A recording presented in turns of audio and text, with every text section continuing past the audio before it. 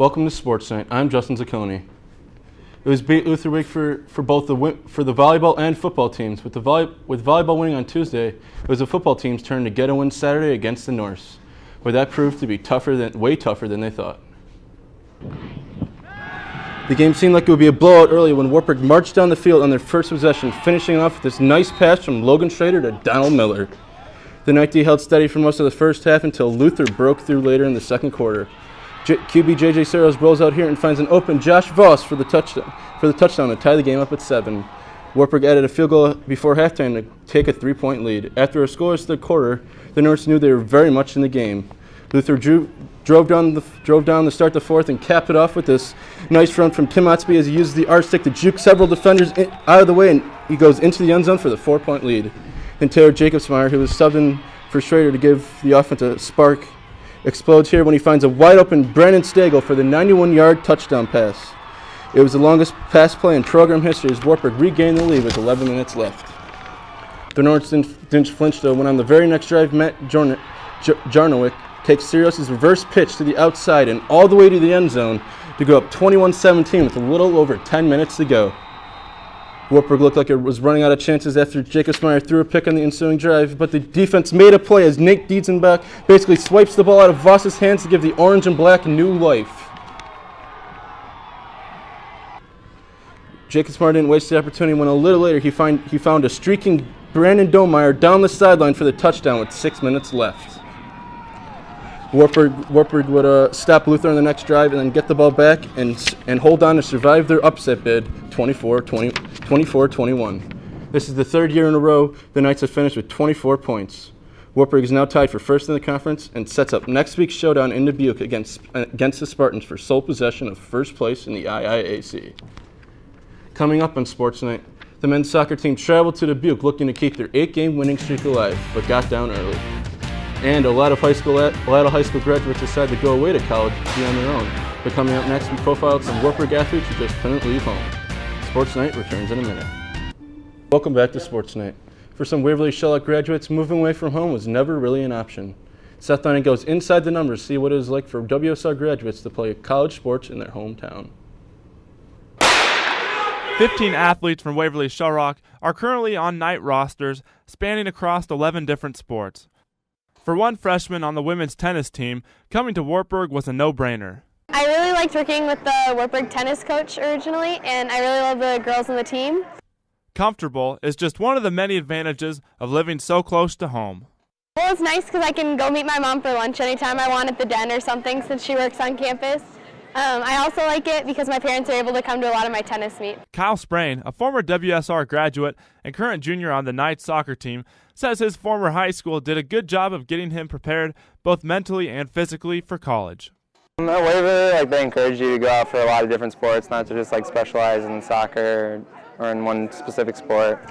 And so I think that kind of helped when I came here. According to Rick Willis, what makes these two programs so successful is more than just their dominance on the field.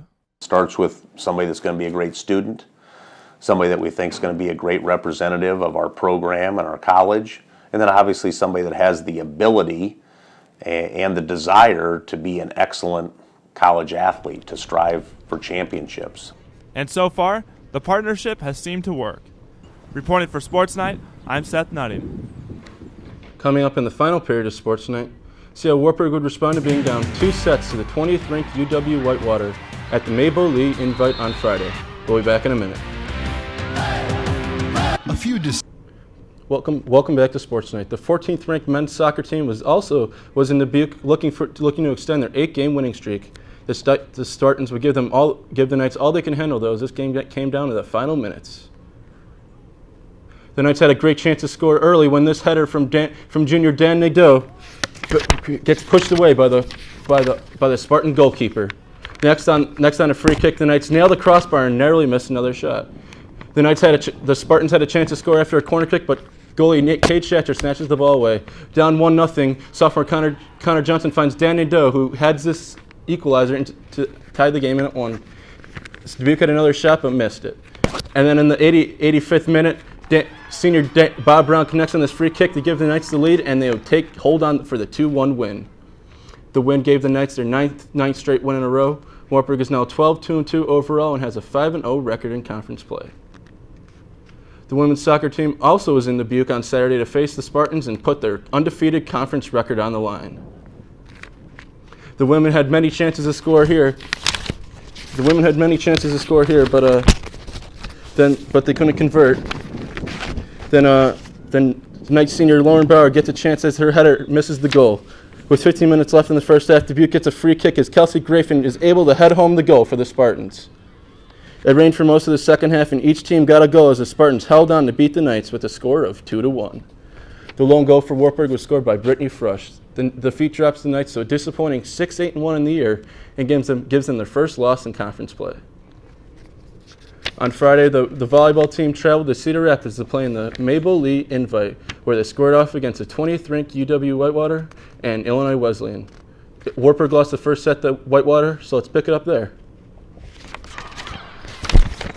Maddie Forsythe takes this set and places it perfectly between two Warhawk defenders to put the Wartburg up 6. Wartburg ties up the second set at 18 here when Ramey Sick can't handle a pass from Carly Bound. The Warhawks would win the set to go up 2-0. Whitewater kept rolling in the third set as a spike grazes off of Katie Browner's fingertips to put them up 19-18. The Orange Black didn't quit though as they railed back to win the third set thanks to Kelly Neiman's soft touch over two Warhawk blockers.